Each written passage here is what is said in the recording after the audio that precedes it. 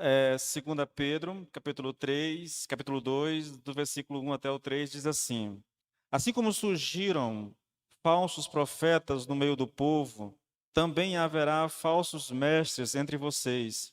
Eles introduzirão heresias destruidoras, chegando a renegar o soberano Senhor que os resgatou, trazendo sobre si mesmos repentina destruição. E muitos seguirão as suas práticas libertinas, e por causa deles o caminho da verdade será difamado.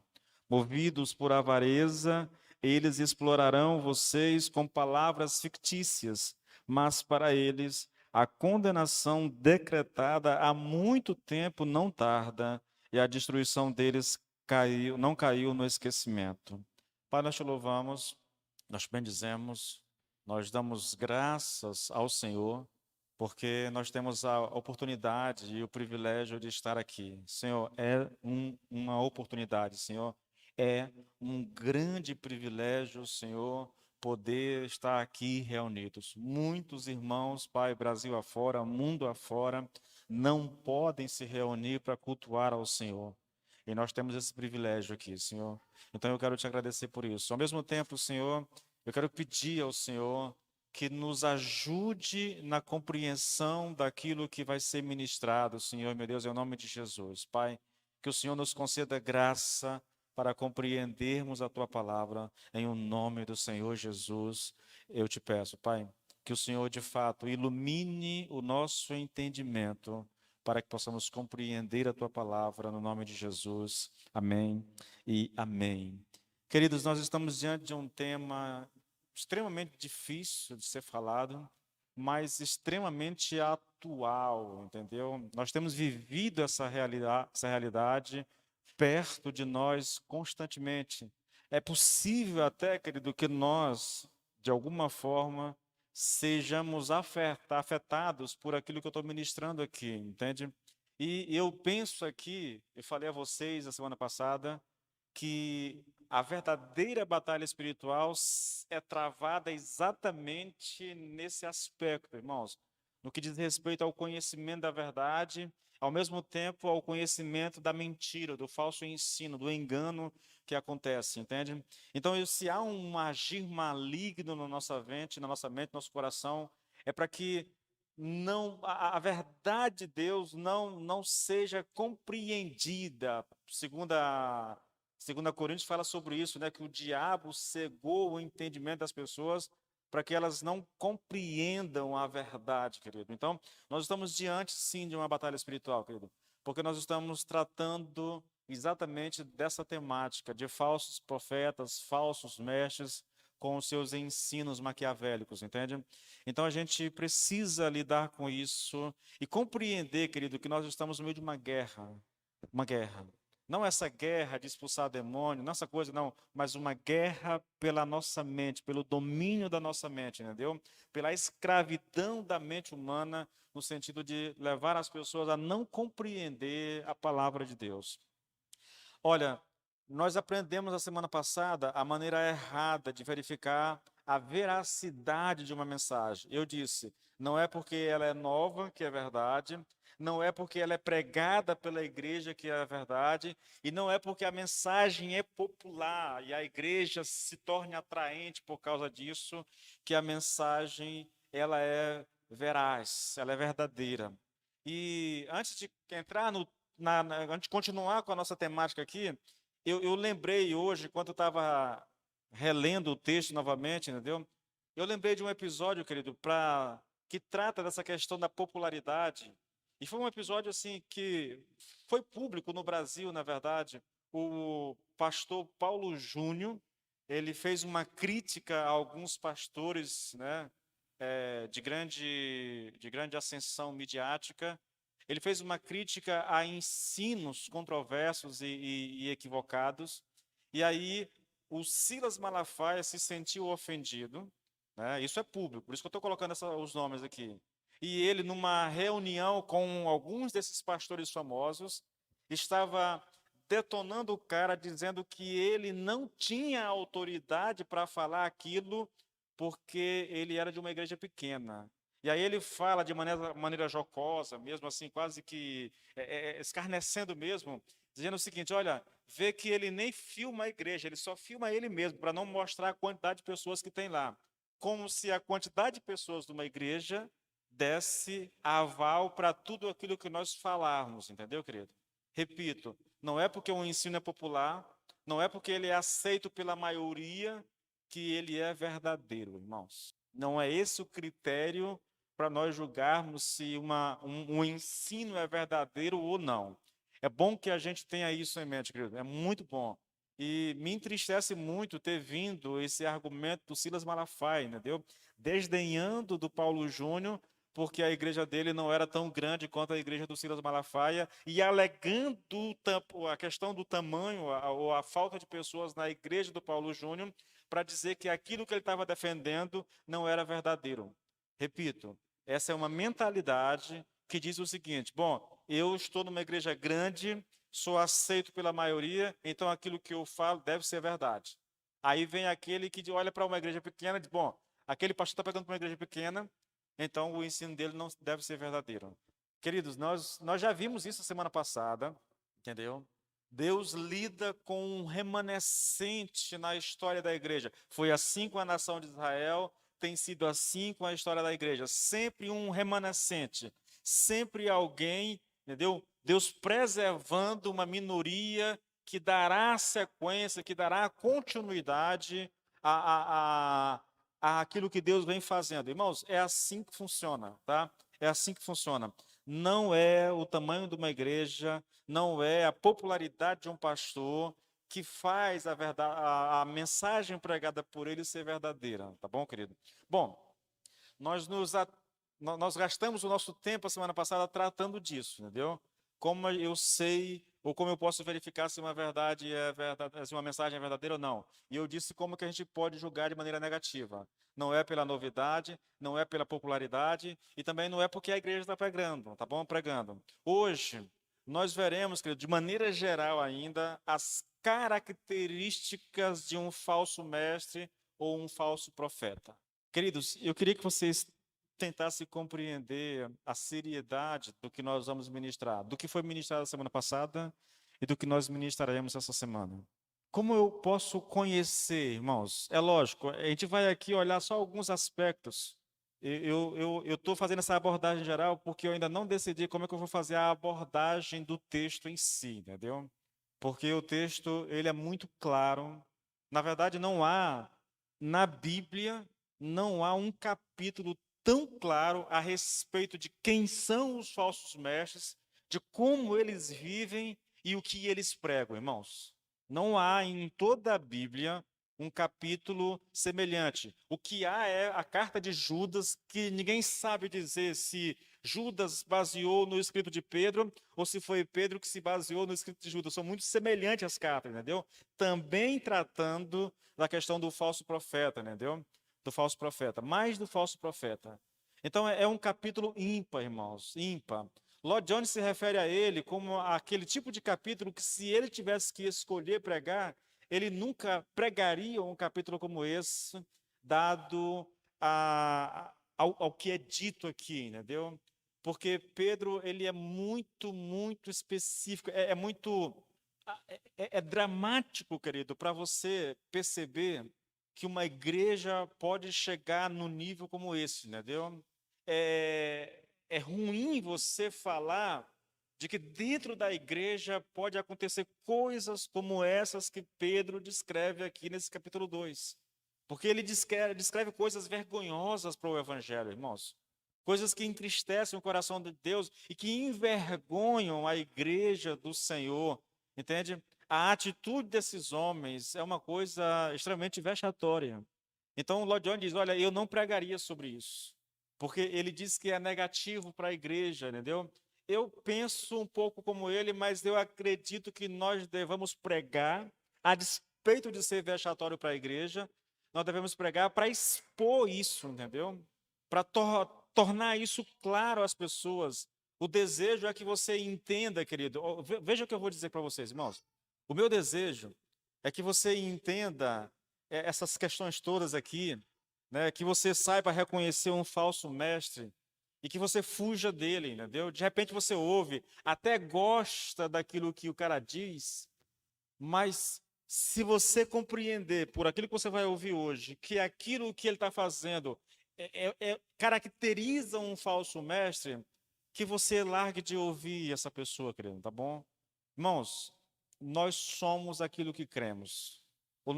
A nossa vida vai refletir aquilo que nós cremos. Não tem como fugir disso. Então a gente tem que ter muito cuidado com aquilo que ouve, tá? Então vamos lá. Nós vamos ver, de maneira geral, algumas características de um falso mestre ou de um falso profeta. Primeiro, o falso mestre ou o falso profeta nunca foi chamado por Deus. Grave bem isso. Ele está pregando, anunciando a palavra, mas ele não foi chamado por Deus. Isso está fazendo muito barulho, vamos ver esse negocinho. Ele não foi chamado por Deus. Ele é falso no que ensina e é falso no que é. Ele não é um profeta nem um mestre. Veja, querido, nem todo aquele, grave bem isso, nem todo aquele que é um exímio professor é um mestre de acordo com as Escrituras. Pois as Escrituras, irmãos, elas dizem que o mestre é alguém chamado por Deus para ensinar o seu povo. Se você for lá para Efésios 4:11, Paulo diz assim lá, olha, e ele escolheu alguns para apóstolos, outros para profetas, outros para evangelistas, outros ainda para pastores e mestres. Mas essas pessoas são chamadas, levantadas por Deus para ensinar a igreja, querido, entendeu? Para ensinar a igreja. Então, nem todo mundo que tem a habilidade de ensinar pode ser considerado ou pode ser chamado de mestre, entendeu? Há muita gente, há muito falso profeta, há muito falso mestre que tem muita habilidade para ensinar, mas o ensino dele é falso, entendeu? Outro detalhe importante aqui, querido, é o contraste que Pedro faz aqui desse indivíduo, do falso mestre, do falso profeta, com o verdadeiro profeta. E ele descreveu isso, a característica do falso profeta, ele descreveu isso no capítulo 1. Lá no finalzinho, nos versículos 20 e 21, nós lemos ele, mas vamos ler mais uma vez aqui, tá bom? Estudamos isso aqui nas semanas passadas. Olha o que caracteriza um profeta verdadeiro, um mestre verdadeiro. Acima de tudo, saiba que nenhuma profecia da Escritura jamais foi inventada pelo próprio profeta, porque jamais uma profecia veio da vontade humana. Foi o Espírito Santo quem lhes concedeu mensagens verdadeiras da parte de Deus. Queridos, a diferença ela é gritante, irmãos. O verdadeiro profeta não é alguém que escolheu falar e que, portanto, elabora as suas próprias ideias e teorias. Ele é alguém que foi chamado por Deus e o próprio Deus deu a ele a mensagem e o enviou a propagá-la. Vocês vão lembrar aqui que eu falei aqui algumas vezes que no Velho Testamento você vai encontrar profetas que lutavam com Deus porque eles não queriam falar. Porque a mensagem estava provocando nas pessoas não é só uma indiferença, estava provocando nas pessoas um desejo de matar o profeta, estava causando uma rejeição profunda na vida do profeta. Nem a própria família do profeta queria saber dele por causa daquilo que ele estava pregando. Então, nós temos o caso de Jeremias, né? Senhor, eu não quero pregar, vou traduzir aqui para o nosso linguajar. Eu não quero pregar, Senhor, isso está me custando muito caro. Mas toda vez que ele se recusava a falar, Jeremias dizia, olha, a palavra começava a queimar no meu coração, a ponto de eu não aguentar e ter que falar aquilo que Deus tinha colocado no meu coração. Outro profeta que se recusou a falar foi o profeta Fujão, Jonas, entendeu? Deus deu uma mensagem, diz, vai lá para Nínive e prega. E ele diz, eu não vou não, Senhor. Ele pegou a estrada, como diz o bom maranhense, pegou o beco, entendeu? Foi para um navio, de lá rumou para um rumo completamente diferente, para um lugar completamente diferente daquilo que Deus tinha mandado. Então, o verdadeiro profeta, querido, ele fala aquilo que Deus fala, entendeu? Muitas vezes isso é penoso para ele. Há rejeição, às vezes na própria igreja, trazendo para a nossa realidade, mas ele é chamado a falar, a anunciar a verdade como ela é. ele não pode escolher o que vai falar. É Deus quem lhe dá a direção. Entretanto, querido, o falso profeta é alguém que fala por conta própria.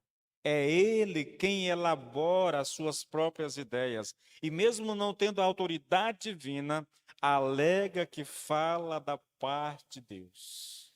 Isso é muito comum, querido, no nosso Brasil, no mundo.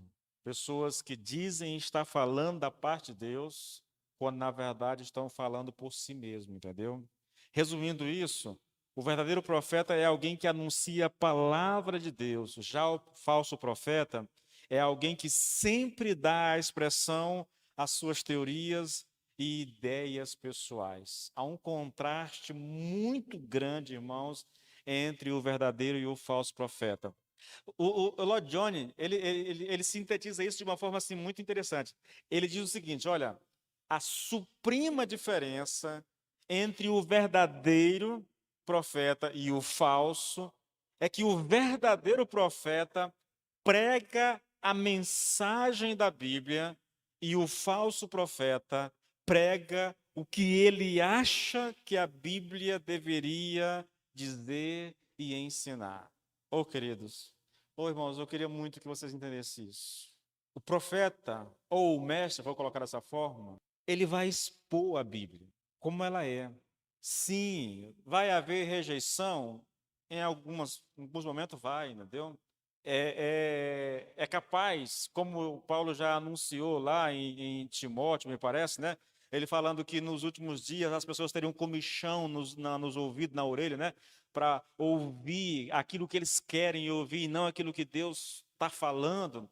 Nós vivemos uma época como essa, irmão, entendeu? Então há muitas pessoas que, mesmo da igreja, estão ali querendo ouvir coisas agradáveis. E muitas vezes, quando ele ouve aquilo que desagrada, ele nunca viu mais a igreja, ele vai para outro lugar, entendeu? Não dá mais crédito à mensagem.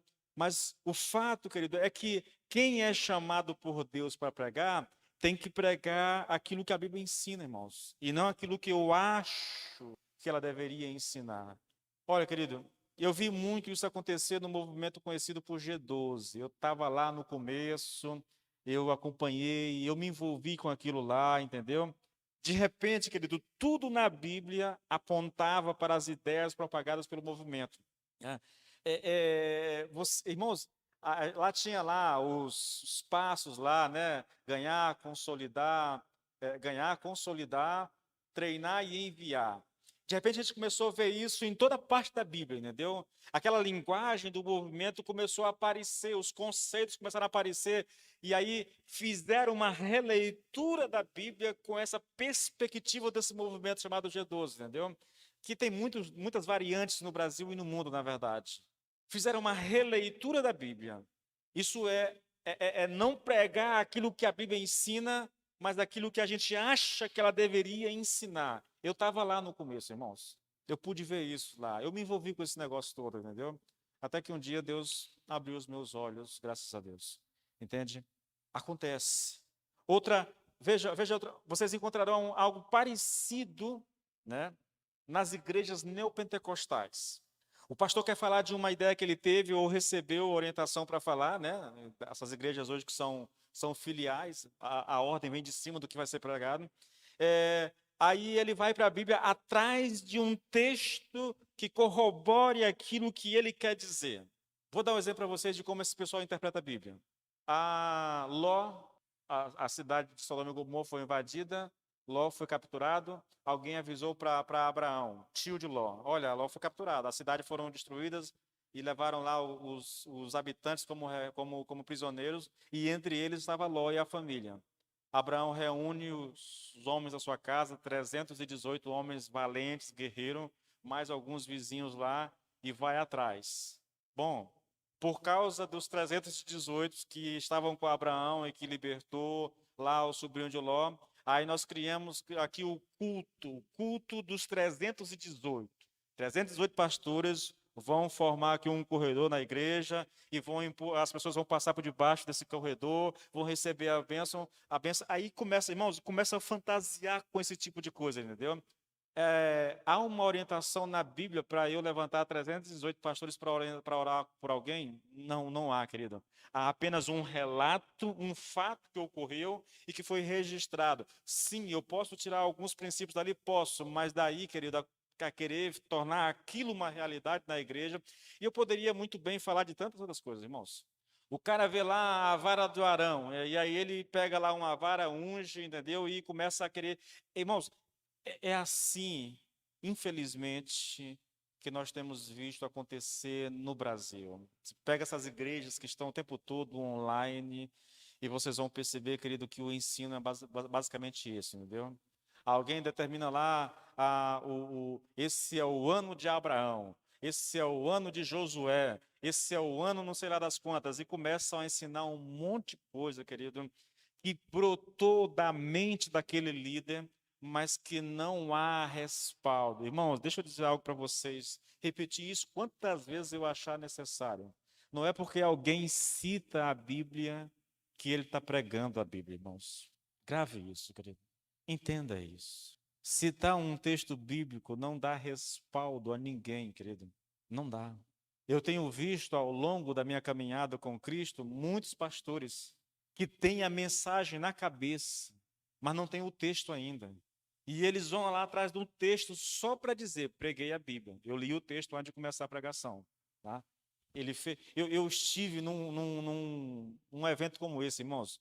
Período de carnaval, são 4 dias de ministrações, 4 dias de ministrações, às vezes de manhã, de tarde e de noite.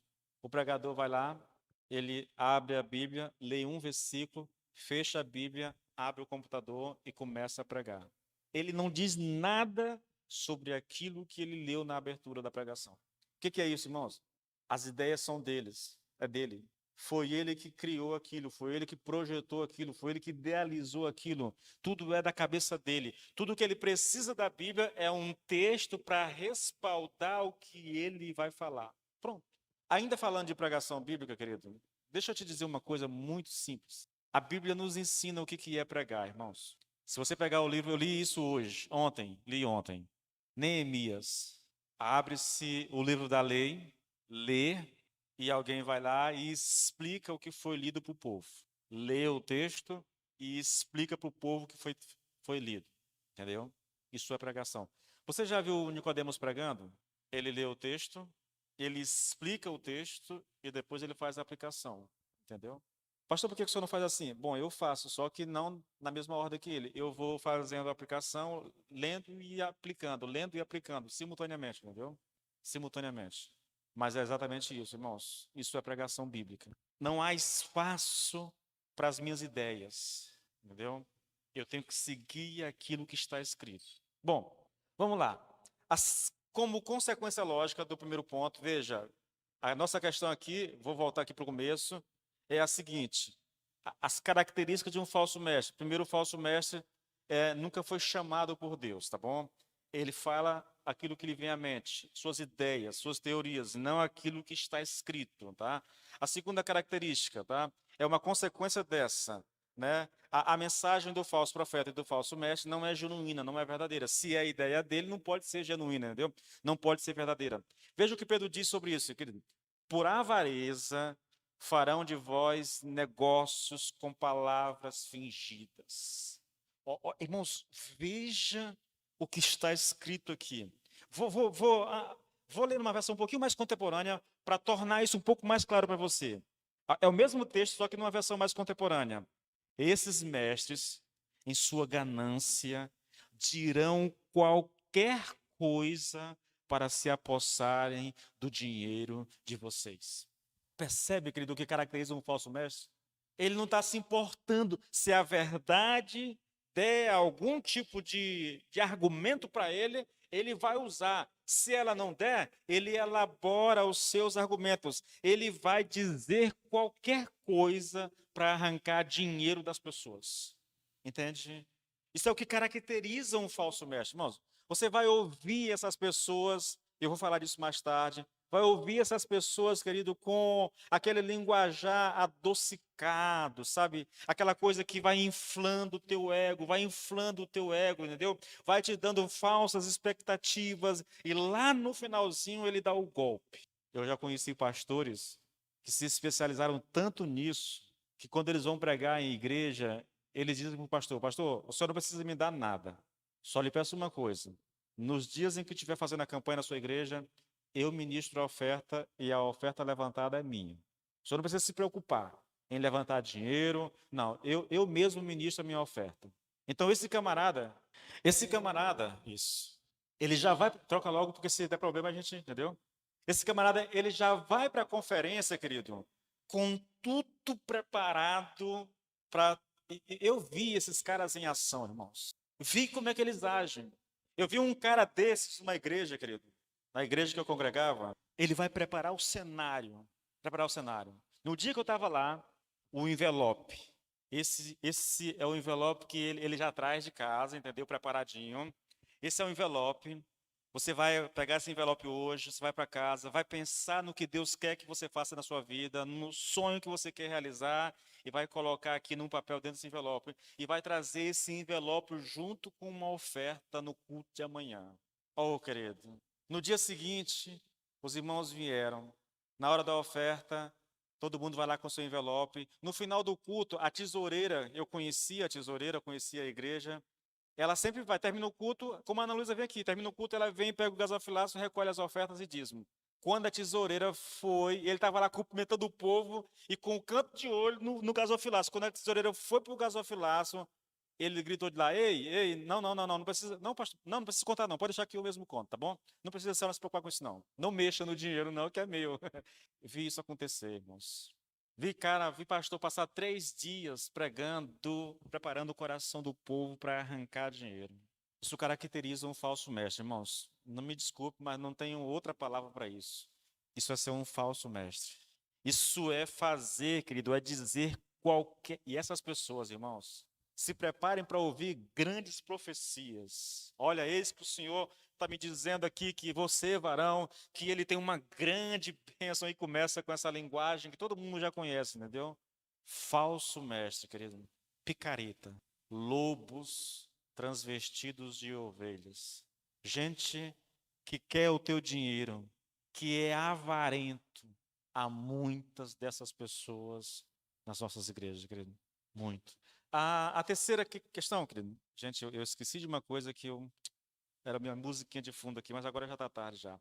Veja, essa é a primeira característica de um ensino de um falso mestre, querido. Ele fará uso de palavras macias, afáveis, polidas, palavras agradáveis, entendeu?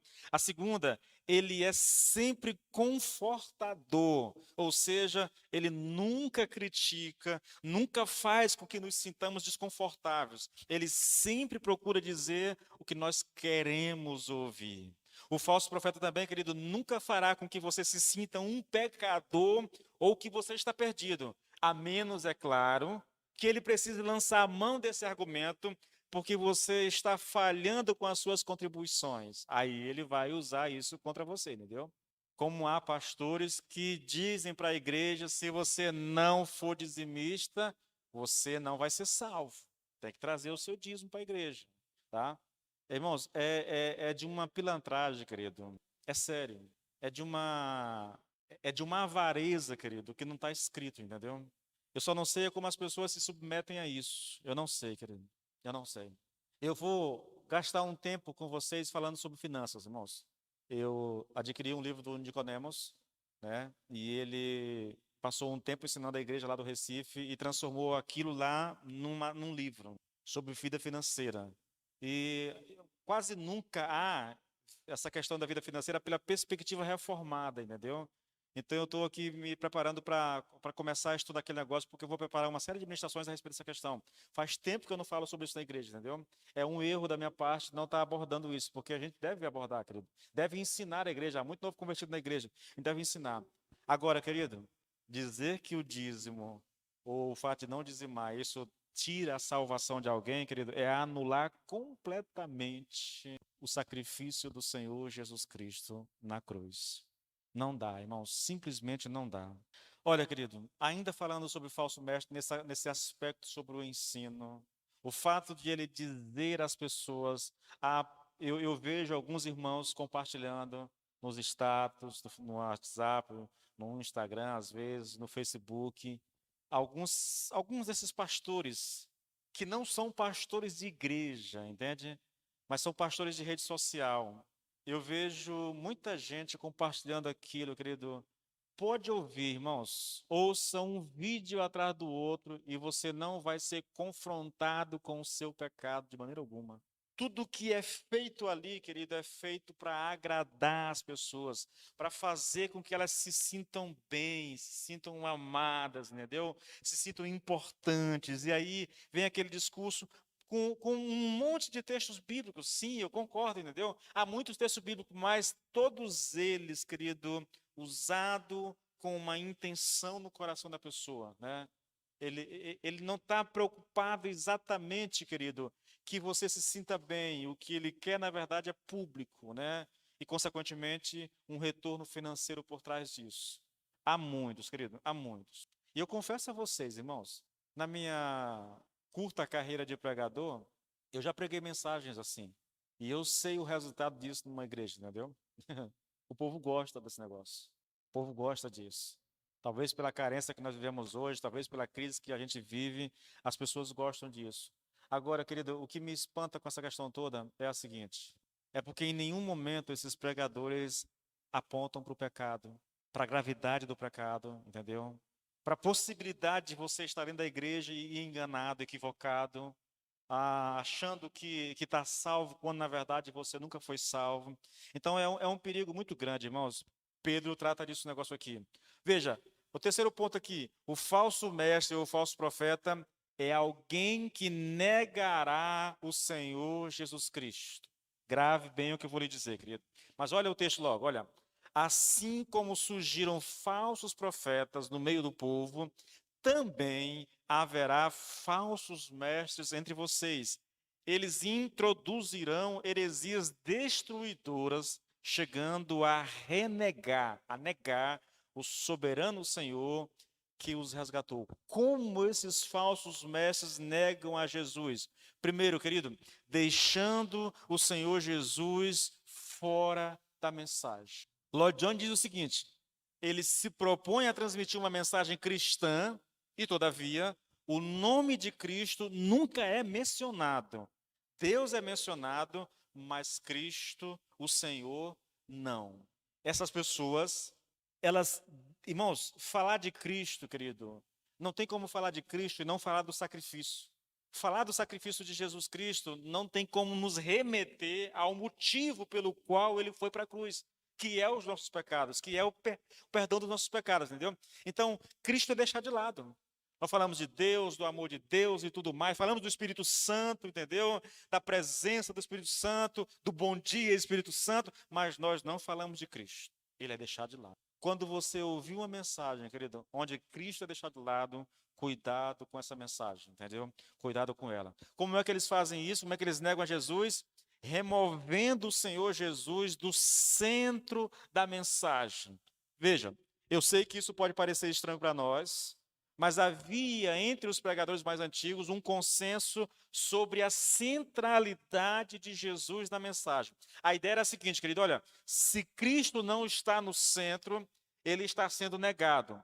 Ou ele está no centro, ou não está em parte alguma. Aí eu vou fazer algumas citações para corroborar isso aqui, porque eu estava estudando sobre isso aqui, me veio à mente um livro bem pequenininho de Charles Spurgeon, que eu li há algum tempo atrás, e o Spurgeon diz o seguinte, querido: olha, ele dizia o seguinte: o sermão que não conduz a Cristo, ou do qual Jesus Cristo não é a essência, é o sermão que faz rir os demônios no inferno, mas que faria os anjos de Deus chorarem se pudessem ter tais emoções. Ele continua dizendo: o modo certo de pregar é o seguinte. Ele vai ilustrar, irmãos, olha a ilustração como ela é perfeita. De cada aldeia minúscula da Inglaterra, não importa em que região, sempre sai com toda a certeza uma estrada para Londres. Embora talvez não haja estrada para outros lugares, certamente haverá uma estrada para Londres. Da mesma forma, e veja, querido, a aplicação, da mesma forma, de cada texto na Bíblia, há uma estrada que leva a Jesus Cristo. E o modo certo de pregar é simplesmente dizendo: como posso, tomando esse texto como ponto de partida, chegar até Jesus Cristo? E então ir pregando pela estrada afora. Olha que coisa, irmãos. Ô, querido, são coisas que eu ouço isso e eu digo, eu dá vontade de bater palma, porque é exatamente essa a ideia, querido.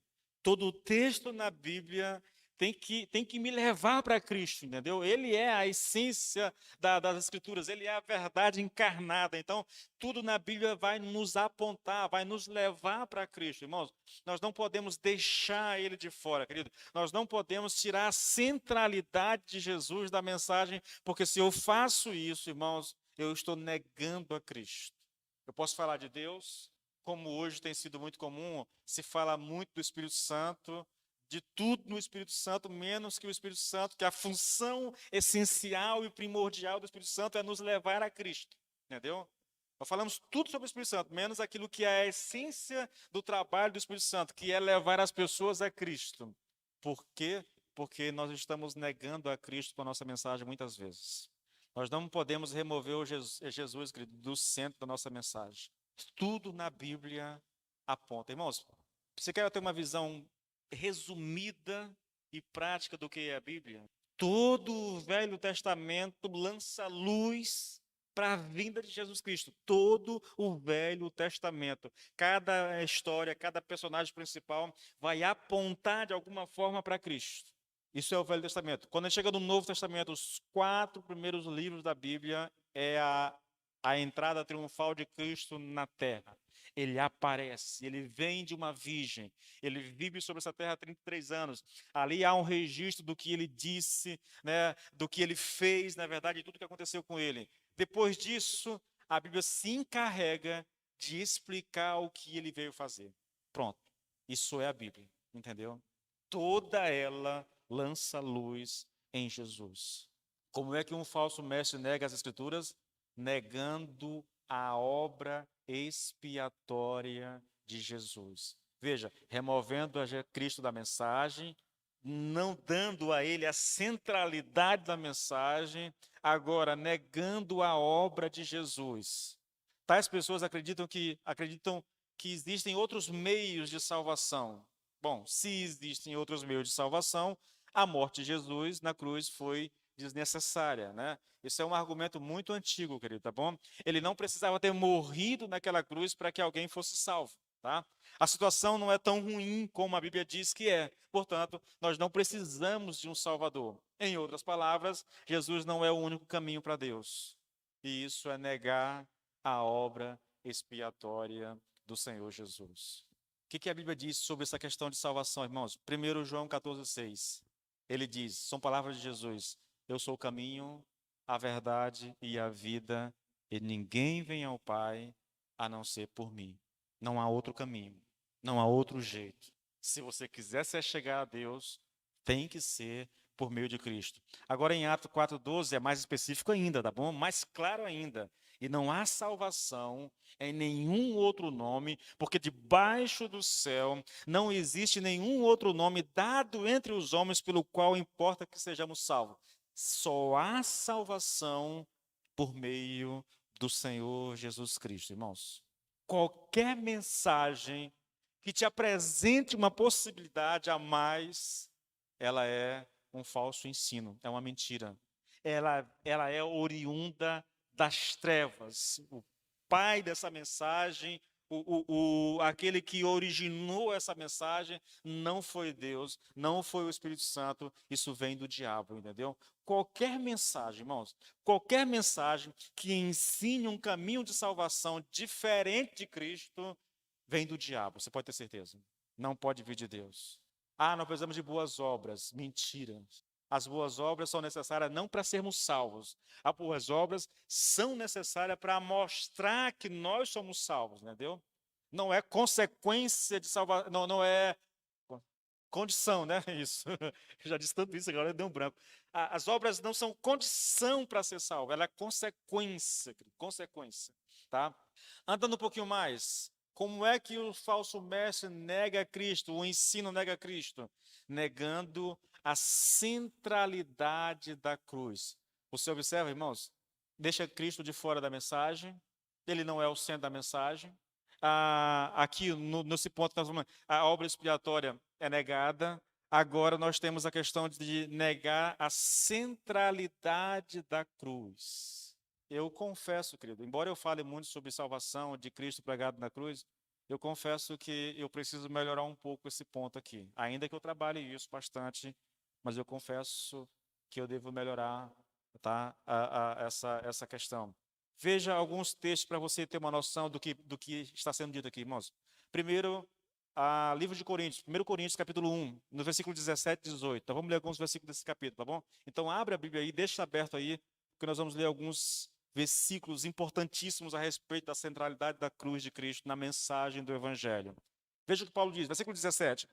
Afinal, Cristo não me enviou para batizar, isso é Paulo falando, mas para pregar o Evangelho, não com sabedoria de palavra, para que não se anule a cruz de Cristo. Certamente a palavra da cruz é loucura para os que se perdem, mas para nós que somos salvos, ela é o poder de Deus. Versículo 17 e 18. Agora vai para o 22 até o 24.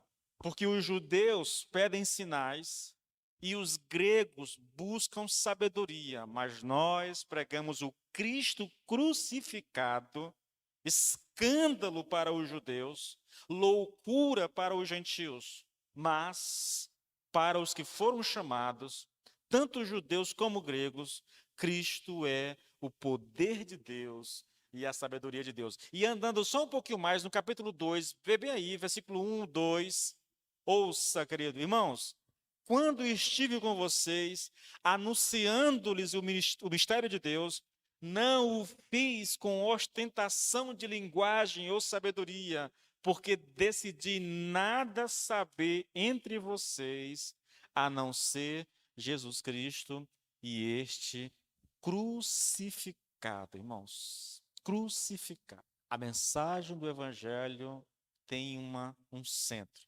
A essência dessa mensagem fala da cruz de Cristo, da necessidade daquela cruz, entendeu, querido?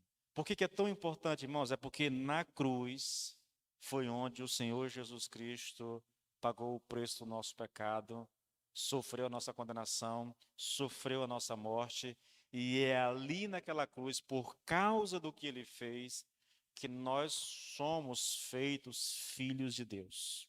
É muito, irmãos, isso é muito importante na mensagem do Evangelho. Qualquer mensagem, irmãos, que deixe Cristo de fora, que deixe a centralidade de Cristo, que negue a centralidade de Cristo, que negue a cruz de Cristo, qualquer mensagem nesse sentido, irmãos, ela é falsa. Seja qual for o ensino que o homem tenha para oferecer a vocês, se o Cristo na cruz do Calvário não for o cerne desse ensino, tal homem é um falso profeta e um falso mestre.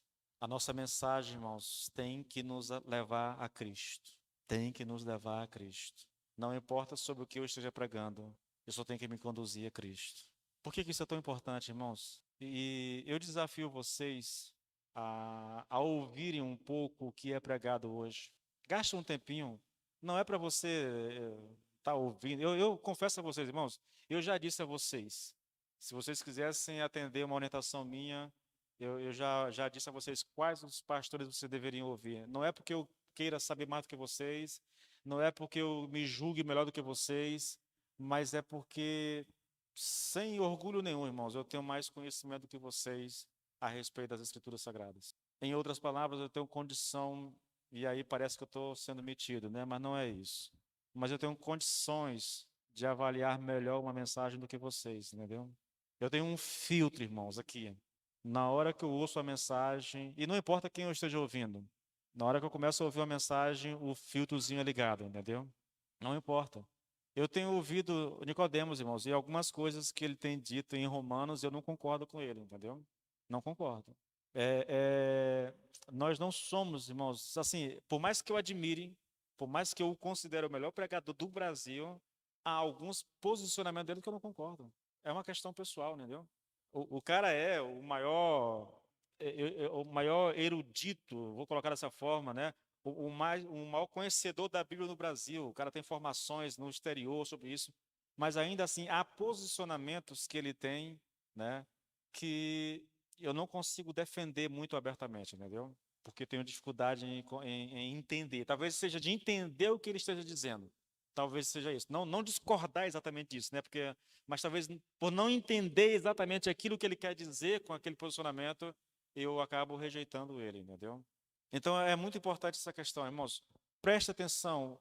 Tenha como base, só repetindo, querido, para você ter como base como avaliar uma mensagem, entendeu? O ensino de um falso profeta. Primeiro, né, esse falso profeta, ele vai deixar, é alguém que vai negar Jesus. Ele vai negar Jesus, deixando o Senhor Jesus fora da mensagem. Esse é o ponto mais fácil, entendeu? Pregou meia hora, pregou uma hora, mas o nome de Jesus nunca foi citado. Tem alguma coisa de errado com esse pregador. Segundo, removendo o Senhor Jesus do centro da mensagem. Não só deve citar, mas ele tem que ser o centro da mensagem, entendeu? Terceiro, querido, negando a divindade de Cristo. Eu não tratei isso aqui com vocês, não, né? Olha que interessante. Negando a divindade de Cristo, não falei sobre isso. Veja, aqui há um ponto interessante, eu não sei como é que eu consegui pular isso aqui, irmãos, mas olha uma coisa interessante. Há muitos teólogos de linha liberal que consideram o Senhor Jesus como um homem, né? Como um homem, só como um homem, um grande mestre, um exemplo a ser seguido. Entretanto, negam que ele é homem e Deus ao mesmo tempo. Cristo não é divino, é apenas um homem. E que é o nosso Salvador, no sentido de que é o nosso referencial, nós devemos imitá-lo. Jesus Cristo não nos chamou para imitar, a salvação não vem por imitar a Cristo, irmãos. Sim, somos chamados a imitá-lo no seu modo de viver, mas a salvação não depende disso, tá bom? E assim como há aqueles que negam a divindade de Cristo, tipo assim, ele não é homem-deus. Há aqueles que negam a humanidade, entendeu? De Cristo. Ele não foi homem. Essa é uma discussão, querido, que se não me falha a memória aqui, ela ocupou os primeiros 2 séculos da história da igreja, entendeu? Até que chegou a um consenso nessa doutrina. Há uma doutrina que é a doutrina das duas naturezas de Cristo, a natureza divina e a natureza humana, entendeu? Isso levou décadas e décadas, séculos, na verdade, para que a igreja chegasse a um consenso, mas essa é uma doutrina bíblica muito importante, entendeu? Então, há é, esse pessoal da teologia liberal que tem influenciado muita gente no Brasil, nos seminários, né? E que eu particularmente, eu tive no seminário um professor que ele tinha um posicionamento liberal, entendeu? O liberal, por exemplo, ele não acredita na divindade de Cristo, como nós cremos, entendeu? Que a salvação é pela morte de Cristo, a salvação é pelo exemplo que ele dá. O liberal também é aquele que ele diz o seguinte, ele tem um discurso interessante, olha, ele diz assim, a Bíblia não é a palavra de Deus, a Bíblia contém a palavra de Deus. Aí o pastor lá dando aula, eu digo, pastor, me responda aqui uma coisa, como eu sei na Bíblia onde é a palavra de Deus? Quais são os textos que são inspirados e quais os que não são?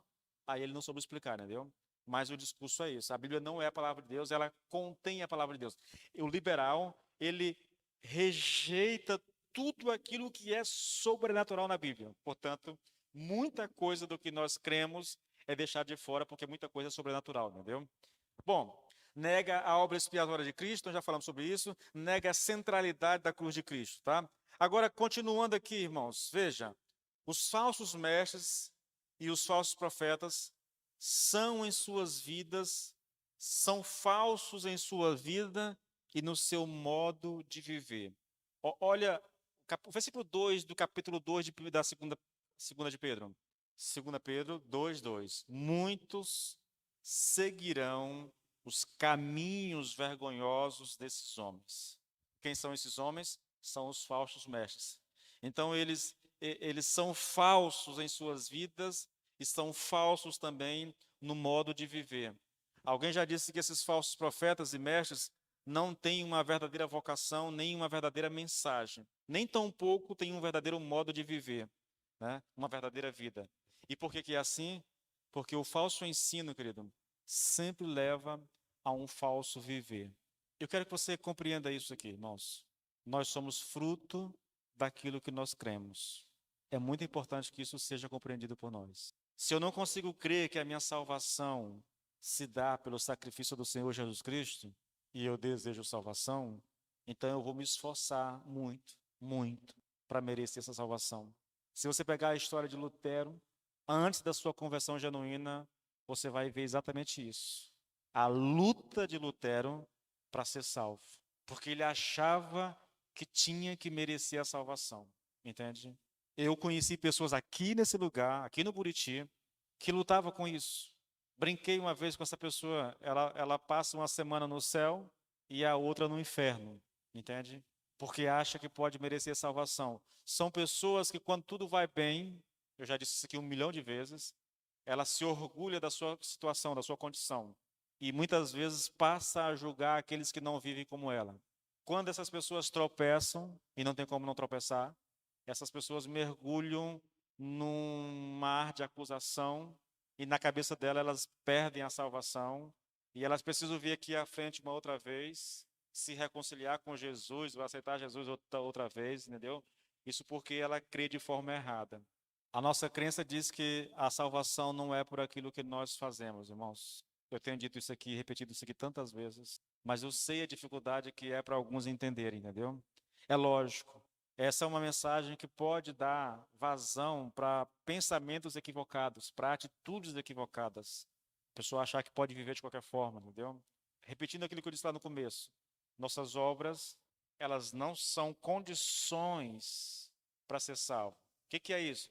Quer ser salvo? Quero. Então, a partir de agora, você não faz mais isso, não faz mais aquilo, não ouve mais isso, não vai para tal lugar, e aí começa, não veste isso, não aquilo, e aí começa uma lista de obras que, se ela corresponder a essas obras, ela merece ser salva. Se ela não corresponder, ela não será salva.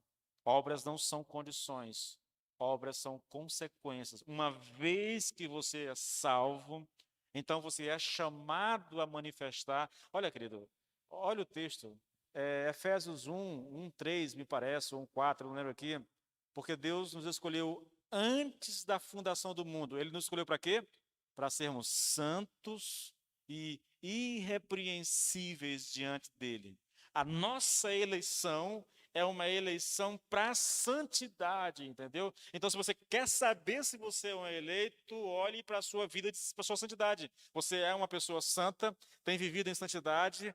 Lembrando lá da célula, quarta-feira passada, lá na casa do seu Eusébio, da dona Sandra, para mim, eu tenho um método muito simples, de definir se uma pessoa é salva ou não. Você quer saber se você é salvo ou não? É simples, irmãos. Como você lida com o pecado? Você é alguém que tem prazer no pecado? Ou é alguém que, quando peca, sofre com isso? Me entende? Um filho de Deus nunca terá prazer no pecado. Não, irmãos, não é possível. Não é possível. Quando o cara tem prazer no pecado, é porque ele não conheceu, ele não foi regenerado ainda, ele não nasceu de novo. Uma coisa é você pecar e se sentir culpado porque pecou, entendeu? Muitas vezes agir escondido por causa do que fez, fazer escondido. Eu conheci pessoas, olha, eu morava em Imperatriz e eu fui trabalhar na minha terra natal, em Chapadinha, 700 quilômetros. Lá, minha família sabia que eu era crente, mas eu passei tanto tempo longe de Chapadinha que, quando eu voltei lá, só quem me conhecia era praticamente a minha família. As pessoas que moravam lá não sabiam quem era o Edilson mais, entendeu? Os amigos da minha época, todos tinham ido embora para algum outro lugar. Então, eu passei um tempo trabalhando em Chapadinha. É tentador? É, entendeu? O diabo buzina no teu ouvido. Aqui você pode ficar à vontade. Ninguém vai saber, entende? Mas o problema, querido, não é alguém saber. Eu não tenho problema com vocês saberem o que eu faço, não. Meu problema é que Deus está me vendo, entende? Então é muito simples saber se você é alguém que nasceu de novo ou não. Se você tem prazer no pecado, você precisa nascer de novo, querido. Irmãos, são duas coisas impossíveis de se conciliarem. É trevas e luz, tá? Não dá. Um filho de Deus não pode ter prazer no pecado. Não pode. Vou contar a história de quarta-feira passada. O Júnior Bueno é um pastor lá de Açailândia que hoje mora e pastoreia lá em Araguaína. É um pastor muito brincalhão, né? E durante um tempo nós convivemos muito com ele, convivemos demais com ele fazendo retiros, fazendo congresso e tudo mais. E ele contou uma vez para a gente num retiro de jovem, ele disse que estava na igreja, aí de repente chegou alguém e perguntou para ele assim, pastor, fulana da igreja? Aí ele desconfiou logo, né? Essa pergunta é muito, por quê? Por que você está perguntando isso? Ele disse, não, porque eu vi ele fumando, escondido ali. Aí o pastor olhou para o cara e disse assim, bom, ele estava fumando escondido? Tava. Pois se ele estava fumando escondido, ele é crente, sim. Porque se não fosse, não teria vergonha de fumar abertamente, entendeu? É uma história engraçada, querido, mas real, verdadeiro mesmo, aconteceu lá em Açalândia, entendeu?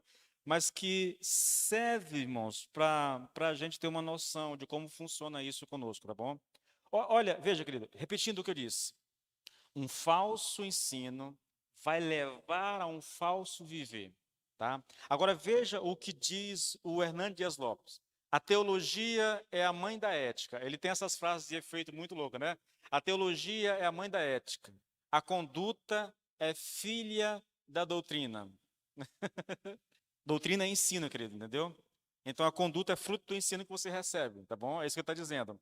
Aquilo em que uma pessoa crê determina o que ela faz. Ainda estou citando o Hernando Dias Lopes, entendeu?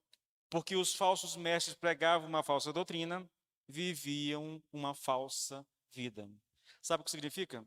O que ele está dizendo é o seguinte: se a mensagem for errada, a vida também será errada, irmão. Por que eu tenho preocupação, querido, com aquilo que vocês ouvem? E eu me preocupo, não vou mentir. Eu sei que todo mundo tem acesso hoje a YouTube, a Instagram. Eu sei que há os montes pregadores na internet, entendeu? E eu tenho dito a vocês, ouçam fulano, ouçam ciclano, porque eu conheço esses pregadores, eu sei que são homens de Deus, entendeu? Comprometidos com a verdade. Agora, há muitos que eu também conheço, querido, que não têm compromisso com a verdade. Quando você se submete a um ensino desse homem, você vai fazer coisa errada, querido, não tem como. Eu falei a semana passada aqui de algumas práticas comuns na igreja, entendeu? Arca da Aliança dentro da igreja, né? O toque do chofar na igreja.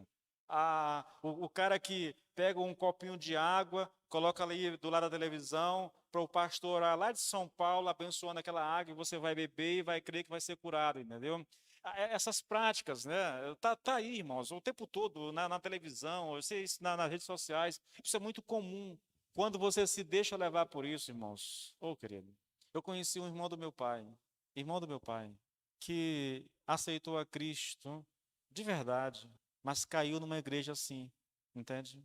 Aí ele pegava o sal grosso, colocava no meio da roupa da esposa, pegava uma rosa, aquela rosa ungida, colocava debaixo do travesseiro da esposa, e a esposa me dizia assim, Edilson, ele faz tudo isso, mas me trata feito um bruto. Do que adianta, na verdade? Né? É porque ele acreditava que aquela rosa debaixo do travesseiro dela tinha algum poder místico que ia mudar a mentalidade da esposa, entendeu? Por isso que ele fazia aquilo. É lógico, irmãos. Se a mensagem é errada, querido, a vida também vai ser errada. E nós precisamos atentar para isso, irmãos. Estamos vivendo uma época em que é comum demais, irmãos. Comum demais. Não há mais critérios para pastores no Brasil. Qualquer um pode ser pastor. O que mais a gente ouve no Brasil é o cara está aqui na igreja, ele começa a pregar e alguém começa a elogiar e aí ele se empolga, né? Eu sou um pastor. Aí, ao invés de chegar para o pastor, pastor, eu acho que eu tenho um chamado para o ministério, eu quero que o senhor me abençoe e eu vou deixar de congregar um pouco aqui, porque eu vou começar um trabalho lá no bairro ali, lá no, sei lá, no Burichi Novo ali, eu vou pregar o evangelho. Não, não. Isso ele não quer não, querido. Sabe o que ele faz? Ele se empolga com a ideia de que é um pastor, né? Algum irmão começa a fomentar isso nele, ele se empolga, aí ele começa a ir em alguns irmãos, principalmente aqueles que têm mais condição financeira, e começa a falar no ouvido dele. Primeiro ele vai fazer o seguinte, ele vai começar a queimar o pastor, ele vai desqualificar o pastor da igreja, e depois que ele fizer isso, ele vai se apresentar como uma alternativa para aquilo, entendeu? Então ele abre um pontinho ali e leva um grupo de irmãos da igreja da qual ele era parte. É assim que muitos são. Eles não têm nenhum estudo, nunca foram a um seminário. Ah, pastor, não precisa de seminário. Irmãos, quem diz que para ser pastor não precisa de um seminário, você me perdoa aqui, querido, mas é um ignorante, é um ignorante. Precisamos sim, irmãos. Precisamos sim. Entende? Jesus fez um seminário intensivo com os seus discípulos, 3 anos e meio, de dia e de noite, todos os dias, irmãos. Todos os dias. Para depois eles assumirem o ministério. Então não me diga que não precisa de um seminário, porque uma pessoa que não consegue nem ler um texto, qualquer texto em português e interpretar, ele não tem condições de explicar a Bíblia, irmãos. A gente precisa ser realista com esse negócio, entendeu? Tem que ser realista com isso. O cara tem que ter um mínimo de noção de português, de gramática, entendeu? De concordância verbal, essa coisa toda, para poder ensinar, irmãos. Porque parte do nosso trabalho de interpretação, que ele tem a ver com questão gramatical. Tem que ver, irmãos. Tempo verbal, essa coisa toda, a gente tem que saber, entendeu? Tem que estudar, na verdade. Eu digo a vocês, eu me cerco de ferramentas, irmãos, para poder fazer o que eu faço. Eu nunca confio, olha, de pegar um texto, só quando a devocional, na devocional eu faço isso. Eu leio o texto e estou lendo, tô lendo a minha Bíblia, aí eu passo por um texto que eu gostei, digo, eu vou fazer uma devocional sobre isso aqui.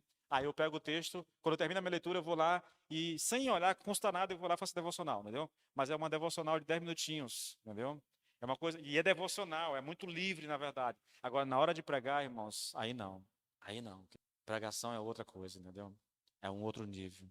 Então, querido, eu queria deixar com vocês, eu não vou nem me alongar mais, porque eu vou começar aqui uma outra abordagem aqui, mas eu não queria começar e parar imediatamente. Então, eu vou parar por aqui. Eu só queria lembrar vocês, querido, e dizer a vocês, na verdade, eu quero, irmãos, suplicar a vocês, se você quer, se você não quer ser enganado, se você quer ter um filtro muito bom em relação àquilo que você ouve, só há um caminho, irmãos. Só há um caminho. Bíblia. Bíblia. Leitura da Bíblia. É a palavra de Deus, irmão. É a palavra de Deus. Leia. Irmãos, leia, irmãos. Ô, querido, eu falo, eu sei que isso é muito cansativo para vocês, mas é que todo mundo que está aqui, que são crentes de vocês, todos, eu não pedir para você levantar a braço, não, mas já leu a Bíblia todinha já? Porque para mim, e mais uma coisa, quando todo mundo tiver lido a Bíblia na igreja, eu vou descansar um pouquinho, mas só um pouquinho, sabe por quê? Porque leu a primeira vez, então, meu querido, segunda, tá? Vamos para a segunda vez. Leu a segunda vez, terceira. Porque na minha concepção, o crente deveria ler a Bíblia uma vez por ano. Todo ano a Bíblia. Todo ano uma leitura, irmãos. Aí sim ele vai começar a se preparar realmente para filtrar uma mensagem, entendeu? Porque sem esse filtro, querido, você vai ser enganado, não tem como. Você não pode confiar, irmãos. Ah, o pregador é um cara eloquente. Ah, o pregador é um cara carismático. Ah, o pregador é um bom mestre. Ah, irmãos, isso tudo é bom, ajuda, mas o cara que é eloquente, o cara que é um bom mestre, ele pode te enganar, querido. Na verdade, quanto mais facilidade de ensino, mais fácil de você ser enganado, entendeu? Essa é a verdade. Se não houver um filtro em nós, para pegar aquilo que nós estamos ouvindo e filtrar mesmo, será que isso aqui condiz com a verdade? Não é só dizer assim, será que isso aqui está na Bíblia? Porque, repito, muitas vezes o cara está citando a Bíblia, mas está citando ela fora de um contexto, está citando ela de maneira equivocada, está usando uma interpretação fajuta para tentar te ludibriar, entendeu? Para arrancar. E, queridos, grave uma coisa. O que de fato um falso mestre busca constantemente das suas ovelhas ou de quem ele prega? Cash. A essência do ministério de um falso mestre gira em torno do dinheiro, do dinheiro. Por isso que ele vai dizer a você o que você quer, o que você gosta de ouvir, entendeu? É assim que funciona, irmãos. É assim que funciona. Ele vai dizer para você aquilo que você quer ouvir. Lábia 171, sabe? É o que caracteriza um falso mestre. Não há uma preocupação se você vai para o céu ou se você vai para o inferno. E a essência de todo o ensino bíblico é exatamente esse, irmãos. é saber se você vai para o céu. Por que que se deixa Cristo de fora da mensagem, querido? Porque o que Cristo fez na cruz, entendeu? O que ele fez nos leva ao céu. Mas isso nos submete, irmãos, a um ensino muito restrito, querido, de um viver restrito, entendeu? De uma vida de santidade, de uma vida de sacrifício, na verdade. O que Cristo fez, querido, é a porta de entrada para o céu. Mas muita gente, querido, não quer saber disso. Porque a preocupação deles não está com a eternidade, a preocupação deles está com o bem-estar aqui e agora, entendeu? O que caracteriza um falso mestre é essa mensagem para hoje, irmãos, sabe? É essa mensagem que te promete prosperidade, é essa mensagem que afaga o teu ego, sabe? É essa mensagem que faz você sentir-se bem com aquilo que você está ouvindo. É essa mensagem, querido, que tem por finalidade, tipo assim, eu te dou tudo que você quer, mas em contrapartida, você tem que me recompensar. É isso que caracteriza o ensino de um falso mestre. Eu espero, querido, que isso ajude a vocês a. Oi. Eu espero que isso ajude a você, querido, a, a entender como funciona. À medida que nós formos trabalhando o texto, outras características virão à tona, porque há muita. Repito para você, leia o capítulo 2, irmãos. Leia. Se você tem mais de uma versão, mais de uma tradução da Bíblia, leia em traduções diferentes, querido. Você vai compreender um pouco do que Pedro coloca ali, tá bom? Eu queria que você se colocasse de pé. Lembre-se, nós estamos numa guerra espiritual, irmãos. E a guerra espiritual não é essa coisa que a gente vê por aí, espetaculosa, não. A guerra se dá pelo controle da nossa mente, pela imposição daquilo que você vai crer ou não, através das Escrituras. Essa é a verdadeira guerra, irmãos. Se você crer errado, tua vida vai ser uma vida errada, torta, entendeu? É necessário que a gente creia nas Escrituras, querido, mas é necessário que o nosso entendimento dela seja correto.